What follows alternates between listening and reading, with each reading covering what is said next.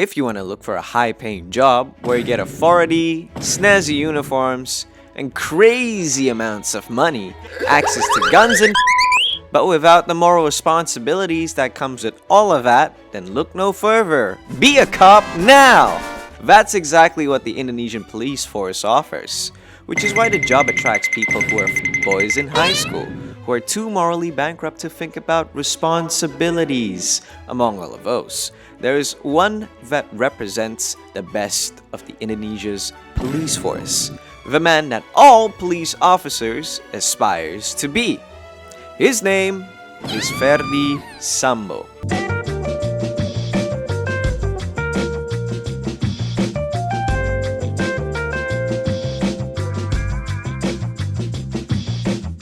Welcome back to the Base Indonesian show. I recently just removed my wisdom tooth and I can't really move my jaw too much, or I'll speak really loudly or else it's going to hurt. So let's do this slowly, where we continue to magnify and audit whatever the cops are doing. Today, we will be talking about a very special man in Indonesia, who I don't really want to talk about since back when I was a writer, I wrote lots of things about this man. And it gets really boring to go around this once again. But for you guys, I will make an exception since you guys asked for this. And completing you guys makes me happy. This man led a high role in life as a police officer. He was more of an entrepreneur than a cop, which leads to me into thinking, why did he become an entrepreneur instead of being a cop? It looks like cops here are just businessmen with guns and uniforms. Okay, anyways, moving on. He was living like Scrooge McDuck until his entire life was turned upside down by a case that wrecked his household and surely other households as well. And other cops here have said that his case is the worst scandal in police history. With the rate of other police cases coming to light, I think it's going to be another 5 years before we're going to see another contender for the worst scandal. But I think the biggest scandal here isn't the crime itself, rather the fact that the court changed his death sentence into a life imprisonment. If you wanted to give him life imprisonment in the first place, don't give him a death sentence just because people are watching. Now, because Indonesians aren't paying attention to the case, you decide to give him life? That right there is scandalous. But what exactly is this case that shook Indonesia? How did he get into trouble in the first place? Well, you wanna stay put and watch this. Ferdy Sambo is a police officer of the Indonesian National Police, holding the rank of Inspector General. Okay, for context, the Indonesian police used to be a branch of the military, but they decided to make it their own thing, which is why the Indonesian police is nationalized. The Indonesian police also have a reputation for being very helpful. They have a very helpful personality. Like, say if you get pulled over because you broke traffic rules, they would ask you, "Can I help you?" You should be asking this question, not them, but they're asking this question because they're very helpful. But they are very eager to help you out, which is why they beat you to the punch. Moving back, Ferdy Sambo was the head of the Profession and Security Division of the Indonesian National Police, aka the HR manager of the entire Indonesian Police Force. So this is the guy you meet when you want to take up sensitivity training. Now, I'd like to think being the HR manager means that you need to deal with your workers' problems, and Indonesian cops, let's just say Andrew Tate will be their best academy graduate. Naturally, Ferdy Sambo is very helpful with the people he deals with.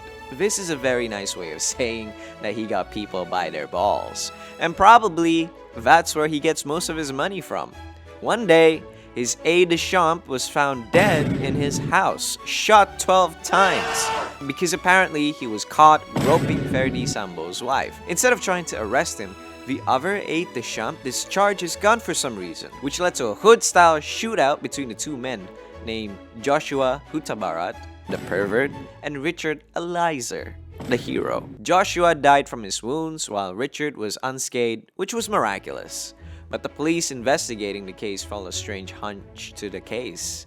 Much like the government officials overseeing the case, after discovering that evidence were tampered with and destroyed and witnesses silent, it was clear even to everyone's dead great-grandma that Ferdy Sambo was the mastermind. He concocted a complex and multi-layered plan filled with numerous conspirators and a backup plan just to shoot Joshua 12 times by himself. I deadass thought that he would at least pull off some mobster shit and make his death look like an accident. He shot Joshua and had Eliza shoot him too, for reasons not made to public, because the coordinating Ministry of Justice and Security said that the reason can only be heard by adults and not for kids. Apparently, almost all the population of Indonesia that aren't part of the government are underage. So, a public trial went on for the murder case without any much reason, and it was revealed that this guy, Ferdy Sambo, had other police officers in on his plan. He forced Richard to execute Joshua under threat of violence. They mistreated and intimidated the victim's family, told lies to the public, branded him a pervert, and while on trial, some cops that were present cried in the room. He even had scores of fangirls who were mostly desperate housewives and widows, all sending him love letters and support. This man had just murdered a guy, intimidated the victim's family, destroyed evidence, made him look like a pervert, and you guys are rooting for him because he looks sad once? There's a special place in hell for you guys. And after all that public trial that is televised on the TV, justice is victorious, with Richard being granted an 18-month sentence for collaborating with the law and the rest of the conspirators locked away for a decade. As for Ferdy Sambo, well, he's got a date with Madam Guillotine. Justice is served and everyone is happy. All is indeed well in Indonesia, especially if you're rich and powerful. Damn it! The moment Indonesians lay off their eyes from the case, this always happens.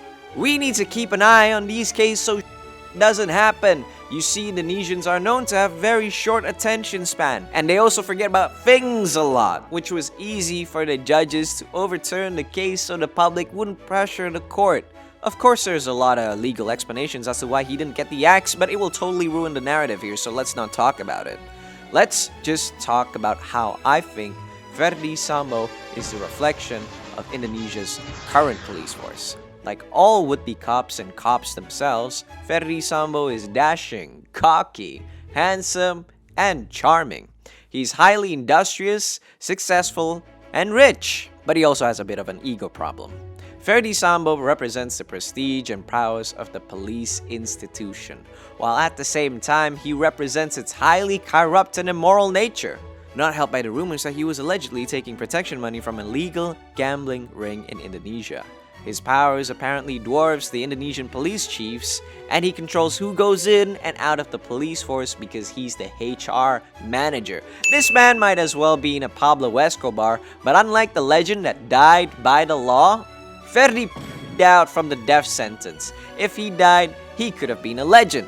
Anyways, I believe my sentiment of Ferdy Sambo being a reflection of the Indonesian police is shared by many people here. If he is the face that comes across our minds when we think of police, then the police have an issue of public trust. Systematic reformation of the police force to increase supervision as well to balance their power must be undertaken, so that they do not abuse their authority or commit corruption on a massive scale. Or else the public won't trust the police anymore. And if the public does not trust the police, who polices the public? But most importantly, the police force will continue to attract flocks of individuals who are more interested in exploiting the system for their own profit rather than to secure and protect communities. If we continue to overlook the problem, then we will continue to see more Ferdy Sambos in the future. But I guess that's what we want, right? We want more police officers to be less like Jim Gordon and more like Chief Wiggum. This way, whenever we get into trouble, we'll only get a slap on the wrist and a look away, rather than a locking in the cell. Nothing like a helpful police force, making corruption accessible to all. Truly an equal and fair society where not only politicians, but also the cops and the people are an accessory to corruption as well. Right?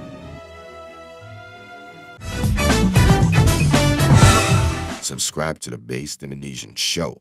Dijamin halal